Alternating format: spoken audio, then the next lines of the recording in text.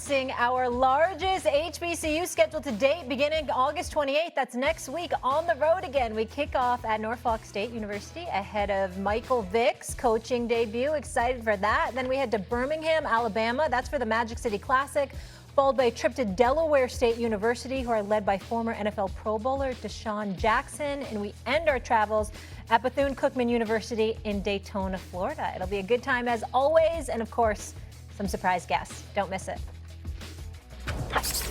Super Bowl 59 could not have gone worse for Patrick Mahomes and the Chiefs. They came into the game with hopes of a three-peat and left thoroughly embarrassed by the Eagles, who blew them out 40-22. Well, last week here on First Take, Stephen A. told us the consequences of losing in that manner. When that residue of that beatdown is embedded in our memories, you know it's in theirs.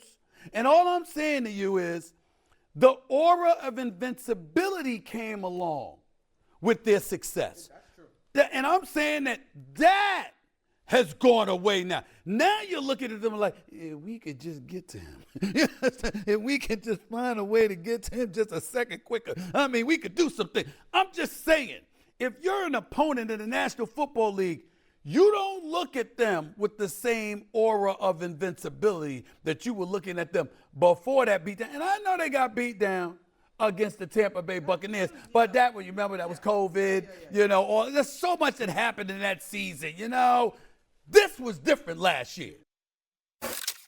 Candy, I think this is a really interesting question. Do you actually now think Patrick Mahomes and the Chiefs are more scary because of the fact they got beat down, resiliency, or less scary, like Stephen A. was saying, in terms of seeing the vulnerability? Oh, Molly, they're scarier. Make no mistake about it. Because we all understand winning is the ultimate deodorant. There are so many deficiencies, so many blemishes that get covered up when everybody is celebrating championships. But when you lose and when you get embarrassed, that's when everybody gets back to basics. That's when you go back to the foundational principles that elevated you in the first place.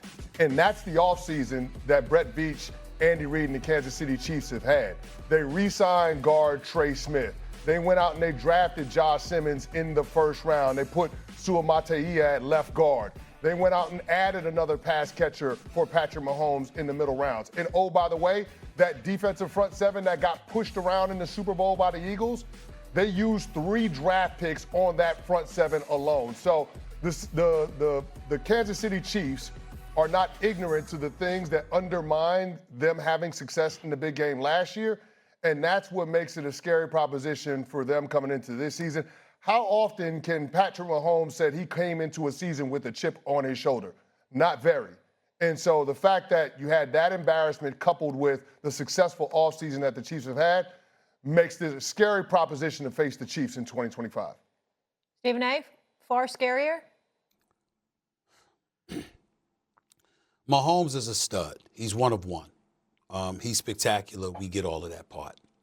But let me throw this analogy out to both of y'all. CC, Woody, let me ask y'all both a question. This Canelo, let me give you a boxing analogy. This Canelo-Crawford fight coming up next month in Vegas. You know where I'm going to be. You know I'm going to be there.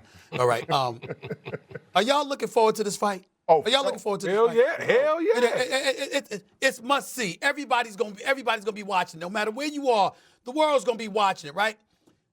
As brilliant of a boxer as Terrence Crawford is, the one thing that everybody is worried about, they're worried about Canelo's power, sure. But here's the other part.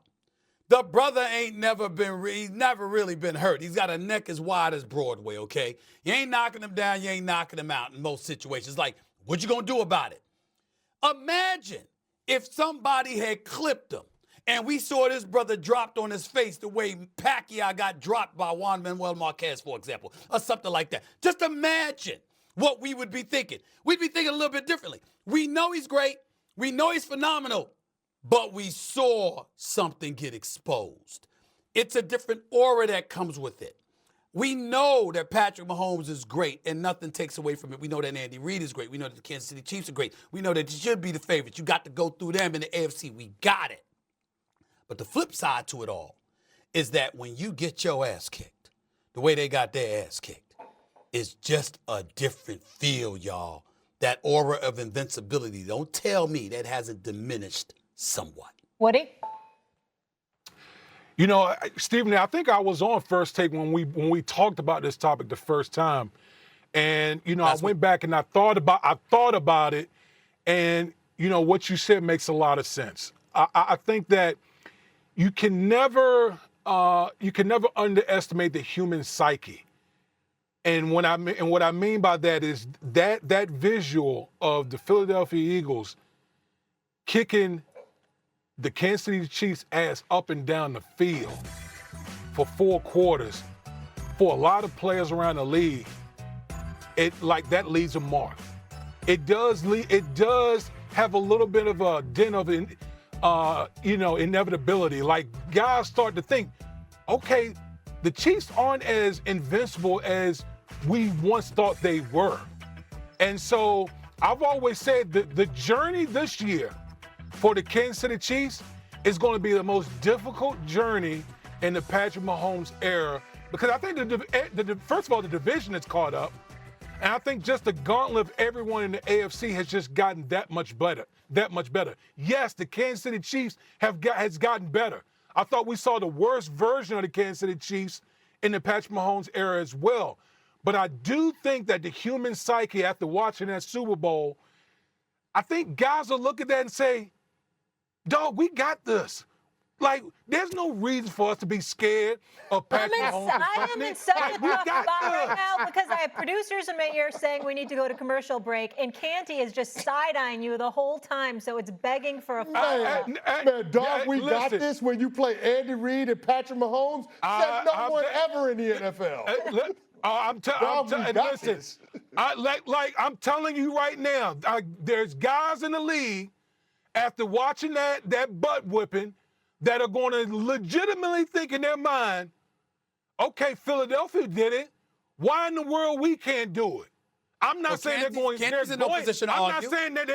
do it, but I'm just saying from a psychological standpoint, I guarantee you guys are thinking that. Quickly, gentlemen. Canty's in no position to argue this. When Canty was going up against, when they were going up against the New England Patriots, everybody thought that the Patriots was going to have them. But the Giants was like, oh, we're going to get to Brady. We'll see. We're going to make that brother tap dance in the pocket. We'll see what happens then. And what happened. Not one, but 2 titles. 07 and 2011, y'all got titles against the New England Patriots because you can get to Tom Brady. Right now. Yep, he absolutely is. And how'd that work out for those New York football Giants? We had a parade in New York City. Pretty damn good. All right, coming up, after back-to-back years without making the playoffs, can Joe Burrow do enough to end that drought and take Cincy on a deep run? Find out that after this quick break. It's First Take. Keep it locked.